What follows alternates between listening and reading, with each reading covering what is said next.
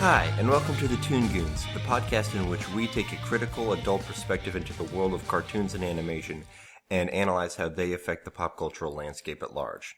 I'm one of your hosts, Nikki. I'm Nina. And I'm the other host, Suj. And today we're going to be talking about one of our favorite shows on the air right now, which just started its second season. And also probably the number one most not recommended, but most requested show for us to talk about. Gravity Falls. Woo! Finally. Jeez. But before we talk about anything relevant, there's something that I found out today that is cartoon related that I want to talk about. It's not news per se, but it is something I didn't know before. Totally Spies is still on the air. Yeah.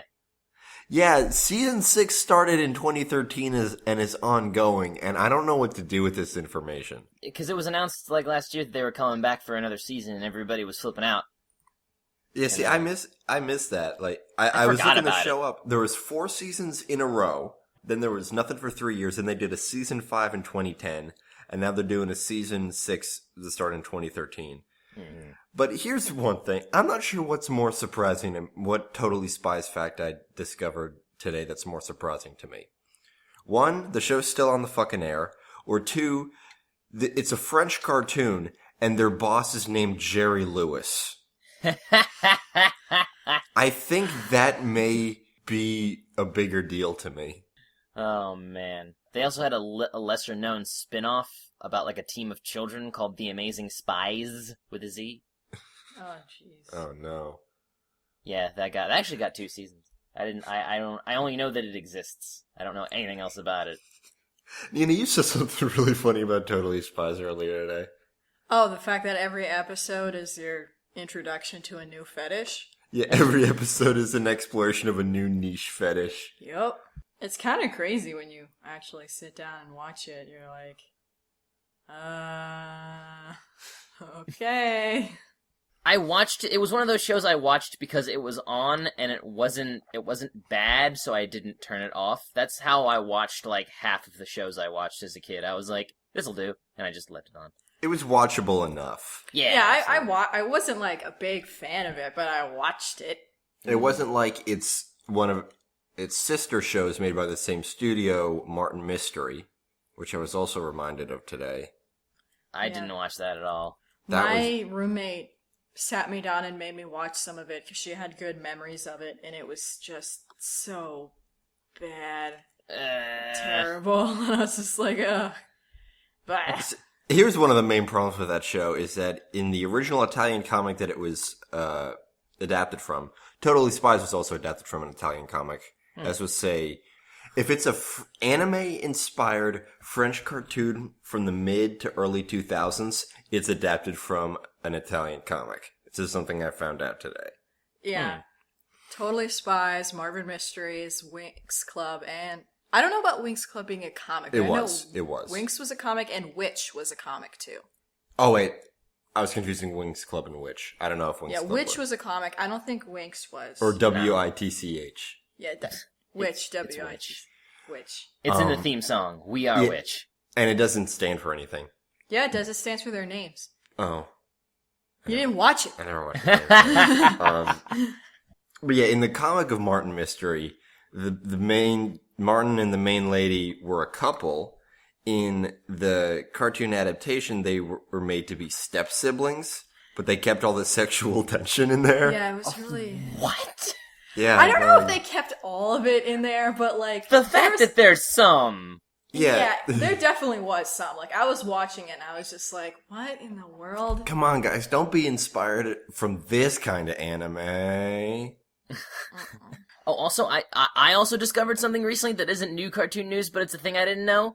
I randomly saw a post about the Teletoon cartoon 16, which actually isn't that bad, but there was an episode that didn't air in the United States where the plot was like the goth chick whose name escapes me gets like a new person who works with her. I don't forget. I'm brain farting. Coworker. Coworker. That's the phrase that I brain farted on. Wow. Anyway, I guess because I don't refer to anybody I work with as coworkers. They're just those guys over there who dress the same as me for a couple hours a day. Anyway, So, and then, like, they super hit it off, and she gets, like, super best buds with her, and then, like, at one point around the second act, all her friends are just like, so, like, she's totally into you. And she's like, what? And, like, she was, like, the first, like, well, the first instance I've seen of, like, a canon, legit, like, gay character who literally says the phrase, like, yes, I'm gay, in a fucking cartoon. Oh. Whoa. Yeah, and she was, and they had to have that whole, like, oh yeah, I'm not into you, but let's just be friends thing. Huh. And I'm sure it'll be fine. That's really cool. Like, I remember that show being just watchable enough to not completely turn it off. Which show was this? 16. The number, the six. teenagers in the mall? yes. Yeah, I remember that. Yeah. Honestly, I like it better than the first season and a half of Total Drama, which is immensely more popular and by the same people. Yeah, it was better than that. Even Christian, like, it had, like, some of the same voice cast and everything. Christian Potenza played the same character he plays in everything, or at least the same voice he plays in everything. The man has no range. Like Scott Menville. Yeah, but I don't know anything. I enjoy not enjoying Christian Potenza for personal reasons. Yeah, like, I really like Scott Menville, but he doesn't have any range. He's a good actor, he just has no range. Oh, yeah. He got acting range, just no voice. Yeah, he's got, that's what I mean. As a voice actor, he's no vocal range, but he has a lot of acting range. Yeah. Anyway, let's get into some relevant shit. Oh yeah, some news. Some Toon news. Now, a lot of this news is a bit older because we kept it in... Not that old. Well, like a week or two, because we like would have had it ready for the San Diego last week, but we ended up talking about San Diego for an hour. It's kind of a mix. But the biggest news story is that the status of Studio Ghibli now, and that they have announced that they're not really planning on making any more feature films. Miyazaki has stepped down as a director. Probably for real this time. Yeah, probably for real. Toshio Suzuki, who was the head producer and co-founder, has also stepped down from producing. He's just going to be the general manager. There's a lot of reasons for it. One, all the main guys are getting older and tired. Another reason is that the cost to make a Studio Ghibli film is ridiculously expensive. Mm-hmm. Because they don't outsource any of the animation. It's all in-house, and it's like so detailed. And their movies just haven't been making enough money to justify the costs of making them anymore. Princess Kaguya and The Wind Rises have still yet to make sufficient returns, and those films have been out for like a year. Yeah. And then when Marnie was there, their new film that just got out, it earned less than half of the money that Eddy made on opening weekend. Oh, Jesus. Yeah, it's not making enough money, and they're just, doesn't seem to be as much demand, or, who knows what's going on. Maybe these films aren't really captivating people as much as they used to, or maybe they're losing their touch, or whatever. But, these films aren't making enough money, and they don't want to really make movies anymore. Now, that just doesn't mean that Studio Ghibli is going away. I know that Goro Miyazaki, Miyazaki's son, he's still planning on making that television show, the first TV show that Ghibli's going to do. It just means that they're probably not going to be making any more feature films for the time being. Like, who knows about the future? Studio Ghibli's still going to be around. They're still going to have their museum you can visit. Their studio's probably still going to be there. They might expand the museum to include the studio as well if it's not going to be used. It's kind of coming to a close. All good things must end, and all the guys sort of running the thing. Takahata, the other main director that we talked about, who did Kaguya, he's also done making movies. So there's just going to be, a few people running the studios, the basic copyrights, merchandising, stuff like that. But we're probably not going to be seeing any more feature-length Ghibli films in the near future. It's very sad. It's an end of an era. It's an end of an incredible legacy of some of the most important animated films to ever be in theaters. Yeah. Now, you saw that documentary that you weren't supposed to see? Yes. A lot of this was sort of discussed in this documentary called The Kingdom of Dreams and Madness, done by this really wonderful female Japanese documentarian. She did an amazing job. I don't have her name on me at the moment, but there's a little photo set from that movie going around Tumblr of Miyazaki talking about the end of Studio Ghibli and stuff. And that documentary covers, like, the creation of these last two films and how Ghibli's kind of slowing down and moving to a close. It's a really beautiful movie. I managed to watch it because somebody posted it on Tumblr. Someone posted it on YouTube for a very brief amount of time before they took it down, and I managed to watch it during that window. But it's a really beautiful documentary film if you love animation. Like, it's very insightful, and it discusses a lot of, what's sort of going on in the studio. They're getting old, they're getting tired. There doesn't seem to be as much desire to make these movies, and if there's no desire to make them, why continue to make them? And people don't seem to be as interested in them because people aren't going in droves. Yeah. Eddy kind of wasn't that good. People weren't as into Ponyo as, every Miyazaki film after Spirited Away has had less and less acclaim. So I think it's just an inevitable progression of things. Like, yeah, just as far as like measurable returns go, the studio peak was Spirited Away, and that was like 10 years ago. So More. Yeah, well, I was about to say, was that only 10 years ago? I feel like Spirited Away was a while. it was probably more than 10 years ago. More than 10 and fewer than 15. Yeah. It sounds about oh yeah, right. it was 13 years ago. It was 2001.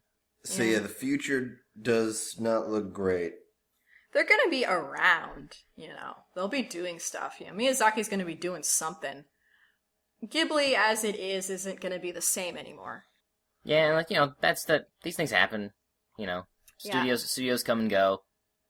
And honestly, I think it's kind of fascinating because, in, like, United States, the impulse would be to just keep pushing it until it drives itself in the ground, for these people to, like, step back and, like, look at it objectively and be like, okay, we should probably stop. We had a really great run. Let's not keep going until nobody likes us anymore.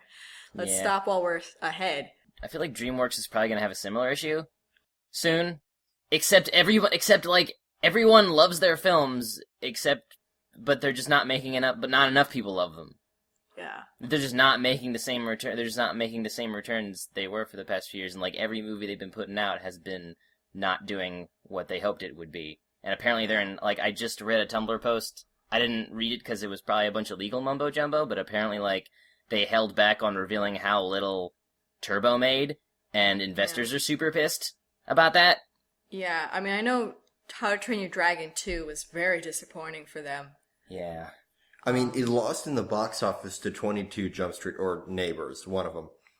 Whichever one came out the same week. Not to throw any shade on the other movies, but the idea of an animated family film, especially a sequel to an extremely popular one, not opening at number one and losing to an R-rated comedy is completely unheard of. Basically. Yeah. It's something that does not happen. I feel like their only chance to get the same returns as they used to would, I guess, be Kung Fu Panda 3. Yeah, maybe, but like if Dragon 2 couldn't bring in crowds. Yeah, How to Train Your Dragon was like their fucking, like, their golden poster child. That movie was like guaranteed to make $1 billion. Like, they shouldn't have even had to try on that movie, and they could have made a ton of money like they did with, like, Shrek 3. Or, I guess, any Madagascar. Yeah. Yeah. Yeah, maybe. I bet there's going to be a lot riding on Kung Fu Panda 3.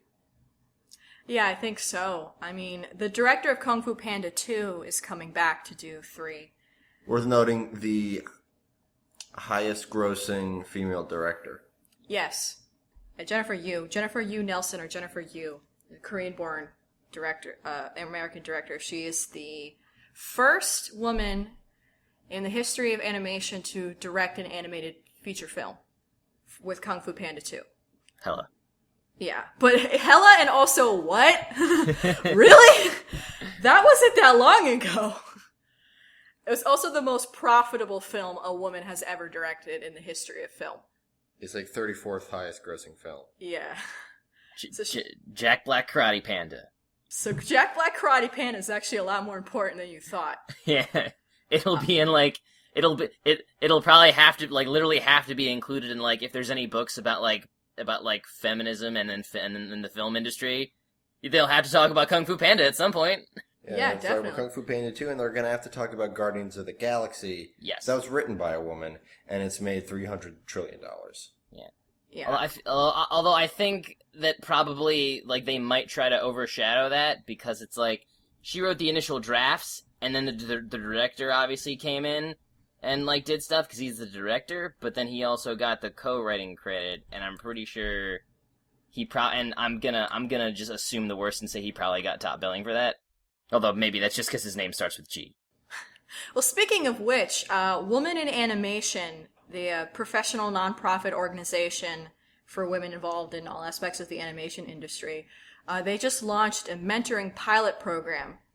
It's going to be a 6-month pilot professional mentoring program set to run from October of this year through March of 2015. It's designed to empower, educate, and support mentees by increasing their industry knowledge and access to information through relationships with experienced animation talent. This is really great because, like we just said, there's not a lot of women in animation, and the women who have been in animation aren't always known about. Like, I recently read an article on the Mary Sue about, like, women in the animation industry historically, and, like, women have always sort of been there, but they usually weren't credited, and if they were, they used a male name, and they were always doing, like, the jobs nobody wanted to do, like just inking. Like, they weren't actually allowed to do any of the creative stuff. And even nowadays, like, you know, you have someone like Rebecca Sugar, who's her first person to have her own show on Cartoon Network. Like, it's still, this industry still has a lot to go when it comes to equality. Absolutely. And not just for women, but any aspect of equality. Like, Rise of the Guardians was the first animated film to be directed by a black person. Insane. And that wasn't that long ago either. Like, yeah, that blows my mind. Yeah, it should. It's not okay, and it's not acceptable whatsoever. And so it's good that we have these mentoring programs, and we should have more like these for all different kinds of people, because there's just no diversity in this industry. Whitey has had his chance. Several centuries of chance. Yeah. Any industry professionals who are interested in participating as mentors are invited to contact Scanlan or Brown through the Woman in Animation website. Karen Lee Brown is the committee chair for this program, and the committee is spearheaded by Scanlan Company, I guess. So hopefully this is successful. I mean, a lot of the people I know in studying animation in my art college are women, and, you know, they have a lot of hurdles to go through. Like, I have a friend who just graduated, and, like, she's been looking for a job and hasn't had much luck. So yeah, honestly, like, as much as the mainstream comics and animation industries are very male dominated, like, in terms of, like, independent work I see online and know people online, it's like a lot of the best, like, webcomic or webcomic shit and art shit I see is done by women, and then, like, half of them are trying to get into animation themselves. So good lord, please let these talented people in.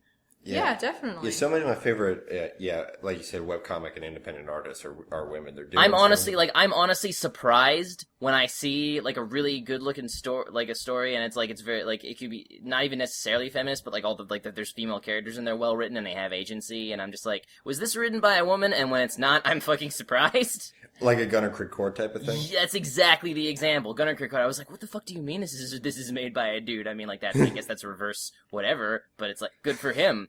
I'm glad he's making us look not so terrible. Yeah, his head's in the right place. I like him. He's gonna be at SPX. Oh, sweet. I'm gonna meet him. Awesome. Hella. And speaking of DreamWorks, you know, not doing too hot, they recently named their new chief operating officer, Mark Zoradi, who was former executive for Disney. And then Lou Coleman assumes role for vice chairman, and Daly elevated to president. So that's, you know, some movement there. I mean, hopefully these people have what it takes to save themselves. Yeah. It's probably not a very exciting time to be working for this particular company. They're working on their dreams. But it's cool that the president's a lady, Ann Daly, now. She was elevated position because of this change, so maybe that's what we need. I don't know. Some fresh perspectives and maybe maybe more dragons. I don't know. So in less industry news and more, like, fun stuff, we have the Simpsons Futurama crossover to air this November. That's something to look forward to. DiMaggio tweeted about it and says, like, it's happening. It's probably already recorded. It's going to be on Fox. It seems a lot more appealing than the Simpsons Family Guy crossover. Yep. I'm wondering where the Futurama one will fit in terms of, like, continuity, because Futurama is the only show compared to The Simpsons that has continuity, so it's like, are they gonna just not care? I mean, they might go to a different dimension. Probably. Or something like that. I'm sure An interesting thing about both shows is also, in Simpsons news, a Simpsons character will die this season. And the name of the episode is titled Clown in the Dumps. So that's our big hint. Hey. Could also be Sideshow Mel. Yeah. But I was gonna say, what's interesting about Simpsons and Futurama is that they both exist in the other's universe. In The Simpsons, Futurama is a TV show. In Futurama, Simpsons is a TV show. Interesting. I doubt they'll do it. They've both done Comic-Con episodes guest starring Matt Groening talking about the other show. Like, there's a goof in Futurama. It's like, when are you going to make another Simpsons movie? Yeah. And speaking of companies not making a lot of money and trying to see where they might want to cut corners or experiment, head of Leica, Travis Knight, has said that he wants to try doing a 2D hand-drawn animated feature film. That's gonna be so rad. Yeah, that sounds super, super rad for them to tackle that. The only other things we've got are these B-School Scooby-Doo designs have been released for the new Scooby-Doo series. We talked about our initial predictions of this show in our Scooby-Doo Mystery Incorporated episode, and we talked about how Scooby's design, which is all we had seen at the time, was pretty... not cool. Yeah. And now the rest of them have been released, and it's worse. Yeah. This is the scariest looking Scooby-Doo that's ever been. They're absolutely ghoulish. Yeah, like the article says, we're going for a simplistic, edgy design to match the comedy styling. So, garbage? We're keeping the iconic clothes. It's almost like this is what a hipster dresses like in their world, but this is not a campy or meta version of Scooby-Doo. So That's what's every the point? version of... I don't know. Mystery Inc. was good because it was meta. I kind of like Velma's, though. Velma is okay. Velma works. Proving once again that Velma is basically objectively the best Scooby-Doo character. Yep. Yeah. Who knows how good the writing is going to be? I hope it's good. Apparently, they've got Family Guy people working on it. Oh, good. Never mind. Whatever. But, I was going to say, sure, the show looks like garbage, but I've enjoyed shows that look like garbage before. One of my favorite cartoons ever, possibly my favorite, is Home Movies, and that show is ugly as the devil's asshole. Yeah, but it's really funny. So we'll let you guys know.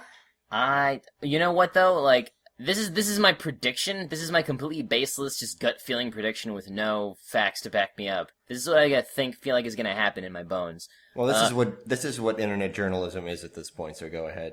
Also, real journalism. Okay, so the three of us probably going to hate it. It's going to be objective garbage. But it's gonna get so much more hype and press and media than Mystery Incorporated did. It's gonna get more marketing and toy shit than Mystery Incorporated did. Shitty 6-year-olds with no taste are gonna love it. The parents are gonna love it because their shitty children love it. And it's gonna get 6-year-olds. And it's gonna get 3 seasons, and it's gonna get like 3-4 seasons, and it's gonna be like Scooby's gross, atrocious face is gonna be right there on billboards and shit with like Gumball and fucking Finn and Jake and all that. We're gonna have to put up with that horse shit. That's what I think is going to happen, because that is just the worst case scenario. Speaking of horseshit, we finally got to see the trailer for the new SpongeBob movie. Ha! Have you seen it, Nikki? I haven't seen it. I've actively avoided it. Yeah, me too. It's like, when you read the premise, I just got tired. I just wanted to sleep. I wanted to go to bed and forget. It's not even tired because I think, because I'm so, done, this is just awful. I don't even care about it that much. I'm just yeah, exactly. It's go away. I don't care. I have other shit to worry about. I have loans to worry about paying. I have a job that doesn't pay enough. I have this podcast to record. I have video games to play and record. I have things to draw. I have cosplay that I haven't finished yet. I'm leaving for Otakon in 2 days. My cosplay's not finished. I don't have time for SpongeBob. I have a lot of episodes of One Piece to watch. There's like 3,000 more of them. I know, right? I am breezing through them at like fucking 10 episodes a night. Oh, that's crazy. God, Yeah. Yeah, dude. You'll be done in no time. Well, because this is the thing Comparatively. This is the thing. The opening is 1 minute and 30 seconds. The ending's 1 minute and 3 seconds. And there's a 1 minute like recap of the last episode they do. So skipping all that, each episode's like 18 minutes. Alright. Okay. Well, in more fun news, Digimon Adventure, a sequel was announced. Celebrating the 15th anniversary, there's a pair of anime projects. First, and most interestingly, is the sequel to the original Digimon Adventure, featuring a 17-year-old Tai. I'm so hype. With a high school age cast. And then along with that, they're gonna release a Japanese Blu-ray set of the original adventure that might come to the US, I don't know. But, like, I have no idea what the heck this is gonna be. I don't know either. Did either of you watch Digimon? Yes, yeah, of course. we've seen all of it. All of seasons 1 and 2. You know how solidly they wrapped that shit up, right? With the fucking Harry Potter ending of them all. Yeah, adults. they show them getting married and having kids. Oh my god. Like, what the fuck are they? I mean, I guess technically, like, it was so big of a leap that literally anything could have happened in between. So I guess it's not that big of a deal. It's just weird to me. Like, are the season 2 kids gonna be there? Obviously, since TK and Kari were season 2 kids, but like, is Davis gonna be a shithead again? Where's Davis? And like, cause they Where's were all Yoli, the best Digidestined? They were all there. Like, they were all friends. They knew each other. Like, and weren't they in high school when the second generation was the Digidestins? Maybe they were like freshmen, or were they in junior high? I thought they were. I don't know how school works in other countries. I had like a 40-minute discussion with an English friend of mine trying to figure out how their school system works, and at the end she said, also we change it like every 2 years. Oh yeah, their things weird. Well, because it like branches. You have options after grade school. What? I just wanted to know how old all the characters in Gunner Creek Court were. Apparently probably 15. Nina and I tried to watch Digimon Adventures when it came on Netflix, and we got 3 episodes in and had to stop. Oh, I still love it. I watched it a few years ago recently. I love that dub. It's not the same. Well, because Netflix put the dub and the sub on 2 different channels, because they're basically 2 different fucking shows. Yeah. And I haven't watched the sub, but I love I like the dub because it's honestly not. I mean, I guess to you guys it wasn't up to snuff, but I enjoy. No, it wasn't a matter of dub quality. It was a matter of, I guess, the writing. I don't know what it was. It was too 90s. I don't know. It's so 90s. I don't know why. I was like, because I remember when I watched it as a kid, I thought it was way better than Pokemon, story-wise. So I was like, awesome. I still think that. Yeah. It is way better. So I was like, oh, I'll be able to watch this just fine. And I'm like, why am I not? It wasn't as charming as we thought it would be. We thought it would be like something that was pretty chunky, but would have a nostalgia charm, and we just couldn't get into it. Maybe we have to try again. I mean, like, the early episodes are very, like, it does get better. They could have been half as long. It was a lot of people running away from the same monster like 6 different times. Yeah, they stopped doing that once they actually fight the first big bad, and then when they get to the real world and go against Myotismon, that's when the show, I think, gets a lot more quality. I mean, that's what everybody says, just the Myotismon arc. Yeah, that's the peak, and then after that... Wasn't there somebody in between Devimon and Myotismon? Eddamon. The Elvis guy. Yeah, Elvis that guy. And then he came back for like a minute as Meta Myotismon. Meta Edamon. Oh yeah, Meta Edamon. Isn't he like a monkey? Yeah, he's like a monkey. I remember that, and he like sent Tai back to the world alone, and he like forgot his memory. Yeah, and that's where we were introduced to Kari. Yeah. And it's like, oh, hi, baby sister. And for some reason, the animation was really good for that episode. Yeah, this episode where nobody fights. I think it might have been... No, there was a fight. Ogremon and Agumon fought for a minute. I don't know, that might have been when that director who directed Summer Wars started working on Digimon. I don't remember his name. I think he might have, maybe he just did that episode. Yeah. Maybe. The only other thing I have to say is that because we've just sort of been covering all the new shorts that are coming out of Cartoon Hangover, Manly, their newest short, dropped since our last episode, and I gotta say, it's probably my favorite one in a long time. Yeah. I mean, I thought it was okay. I don't know. It was alright. I felt that more than any of the other ones they've done since, like, maybe Rocket Dog, it had the most potential to go somewhere. Yeah. It seems like it has a lot of potential to be something. It feels like a mix between, like, Adventure Time and Super Jail. Yeah, I guess. It's like a more sci-fi kind of Adventure Time, where it's like, it's cartoony, but it's serious, but also it's super violent. Like, I didn't expect that. That threw me off. Oh, I didn't expect the violence either. I was like, oh, crap. I mean, I thought this network kind of was all ages, but there wasn't any warning or anything. No, yeah, and they have a separate channel for more adult content. Yeah, they do. I was wondering why they didn't put it on that. Yeah, that is what surprised me, but, I mean, Nikki loves that stuff, so... I love dumb, gross violence. I like it sometimes. I don't know, sometimes it doesn't do it for me. I mean, I think it worked for me for this because, like, they sort of drew attention to, like, how kind of messed up it was. Like, her little friend was like, these could have been nice guys. How are you going to live with yourself knowing you killed all these people? She's like, I don't know. They'll deal, I'll deal. It's just like, okay. I don't know, I was just really intrigued by the world. It seemed kind of interesting to me, I don't know.